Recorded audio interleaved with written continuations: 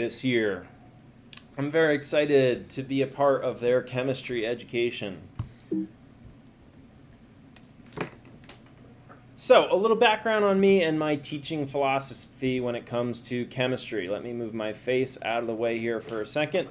So, I just recently finished my master's degree at San Diego State in science and math education, which is really helpful for your students when it comes to chemistry because, as I have discovered in the past teaching chemistry, chemistry is really a fun version of math. You may not think so, but I do. And my undergraduate education, I received a bachelor's of science in cellular physiology at the University of Arizona. I've been teaching at Madison for 5 years and a bonus year of student teaching.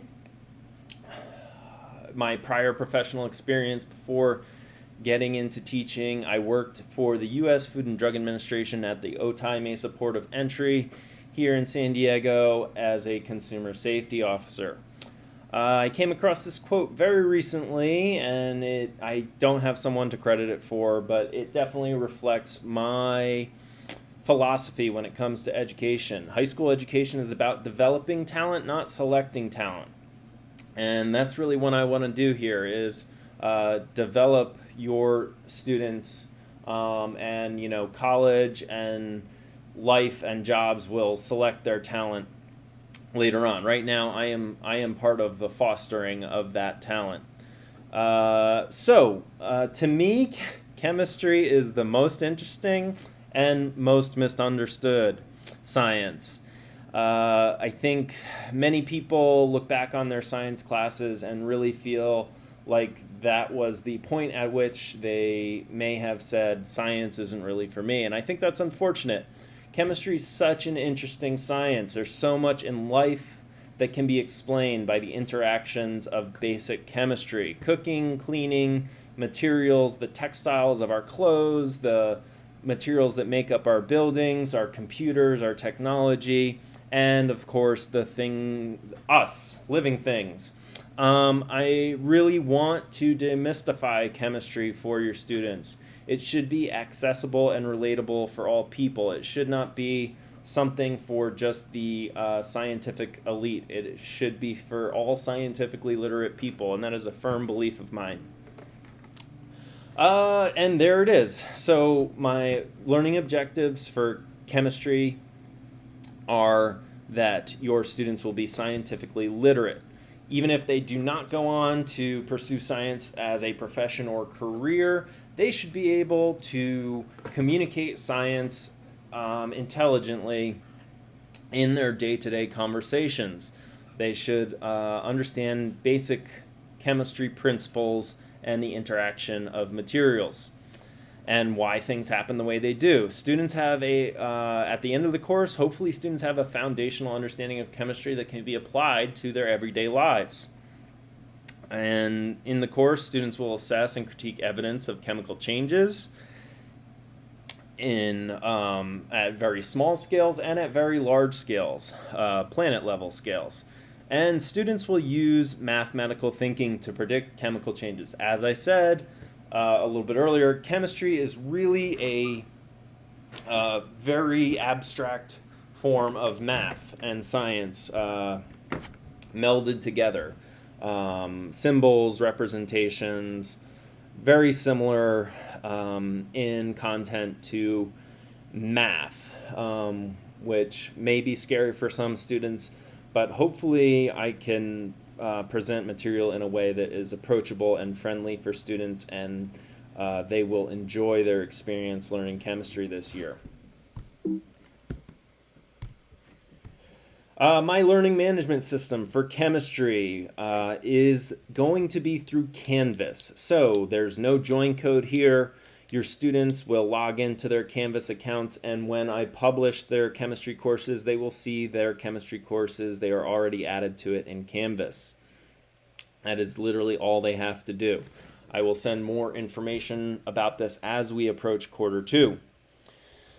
Classroom expectations and policies. I expect students to attend Zoom sessions. We're going to be talking a lot about stuff in Zoom sessions, and is really helpful for students to be present and focused and avoid distractions during these Zoom sessions.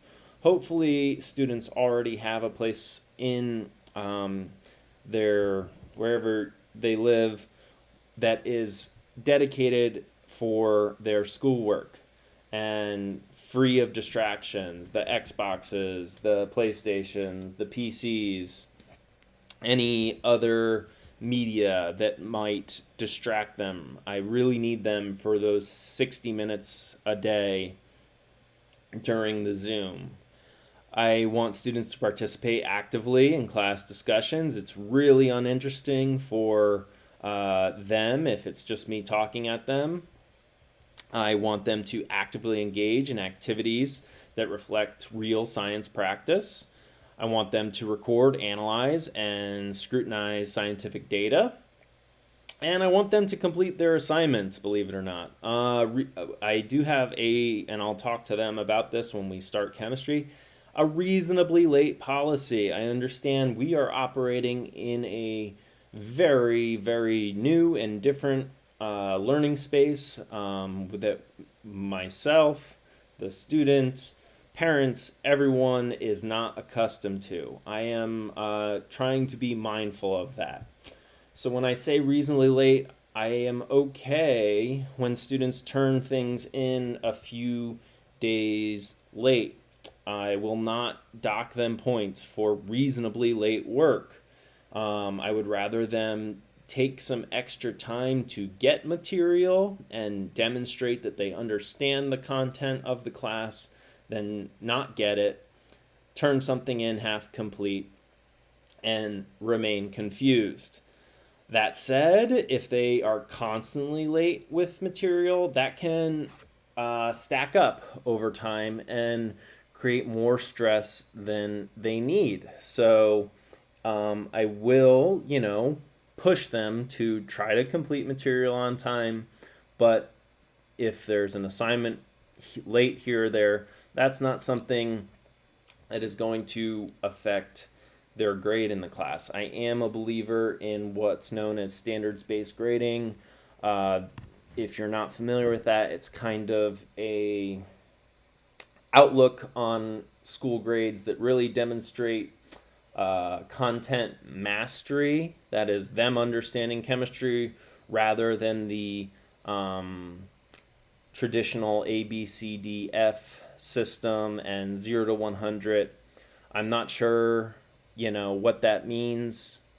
I don't know that I've ever received a in life as an adult, but I'm going to be assessing them in a way that has them show me that they understand chemistry rather than a way that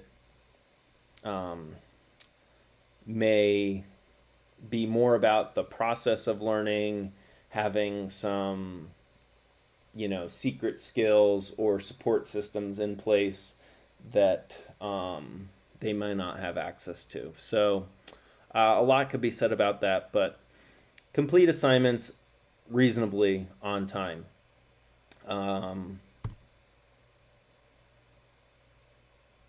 Important dates. So our chemistry courses, or my chemistry courses at least, if your students has me for chemistry, are going to take place during Q2 and Q4 of the school year. So pay attention to those dates. Hopefully you've seen this calendar not for the first time now, but, excuse me, Madison is operating on a 9-week rotating quarter system, and students have 3 classes each quarter. Right now, they should be in courses 1, 2, and 3. Those will end on October 30th. On November 2nd, they are going to start chemistry with me if they have me for chemistry. On January 22nd, they will receive a final course grade for semester 1 chemistry. And then we'll take a little break from chemistry. and we'll come back on April 9th. I think we might need to check that date since it might be April 12th is my guess. And then we will finish Q4 on June 15th. Look for progress reports for Q1, Q2, 3, and 4 in Power Schools. See those dates down there. October 9th, they should have a progress report coming up soon. They won't get their first progress report for chemistry until December 11th. So that is when you can look for their first chemistry grade. That is not the final course grade. The final course grade will go out on January 22nd.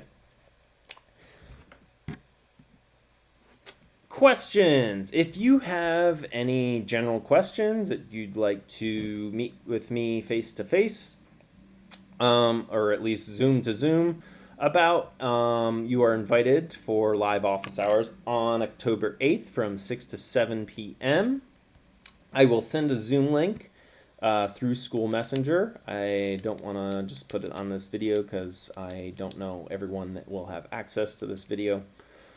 But if you have any specific questions about your student, please contact me by email at wbishop@sandy.net. Thank you for your support, parents. We do appreciate everything you're doing to support your students' learning during this very, very different time in education. Have a good one.